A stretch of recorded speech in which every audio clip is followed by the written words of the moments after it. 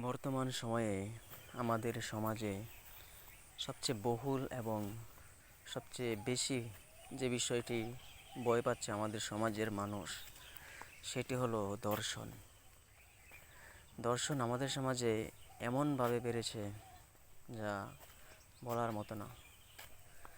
আমরা এই Facebook, YouTube করলে দেখতে পাচ্ছি যে 4 বছরের বাচ্চা দর্শন, 1 বছরের বাচ্চা দর্শন, এরকম আরও অনেক ঘটনা দর্শনের।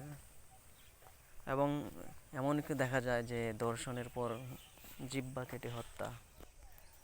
কি ভয়ঙ্কর, নির্মম! এই দর্শন মানুষ দিন দিন বৃদ্ধি পাওয়ার একমাত্র কারণ হচ্ছে সমাজে ইসলামিক নিয়ম কানুন না থাকা। ইসলামী নিয়ম যদি থাকতো আমাদের সমাজে, তাহলে দর্শনের সংখ্যা এতটা বাড়ার মতো কোনো প্রশ্নই আসে না।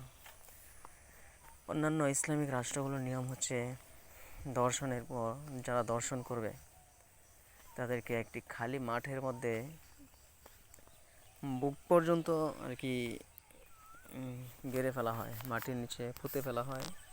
সেখানে আর মানে সেখানে কিছুগুলো পাথর নিক্ষেপ করা হয় আর কি। পাথর নিক্ষেপ করার মতো তার মৃত্যু হয়। এরকম দু একটা শাস্তি, দর্শনের পর যে দু একটা শাস্তি আমাদের বাইতুল মোকাররম জাতীয় মসজিদ এরকম প্রকাশ্যভাবে যদি কয়েকটা দর্শকের বিচার করা হয়, তাহলে এদেশে দর্শক থাকার আশঙ্কা বেশি একটা নাই। কিন্তু দুঃখজনক হচ্ছে আমাদের দেশে ইসলামিক নিয়মকানুন নাই। বিগত সালগুলোতে দেখা যাচ্ছে যে অনেক রাজনৈতিক দল তারা তাদের রাজনৈতিক স্বার্থ হাসিলের জন্য যে দর্শক যারা আছে, অমুকের ভাই, বাগিনা, বাতিজা এরকম বলে তারা পার পেয়ে যায়।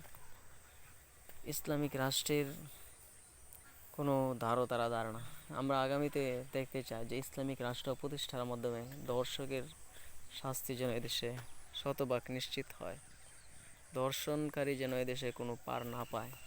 সকলেই এর প্রতি সোচ্চার থাকবেন।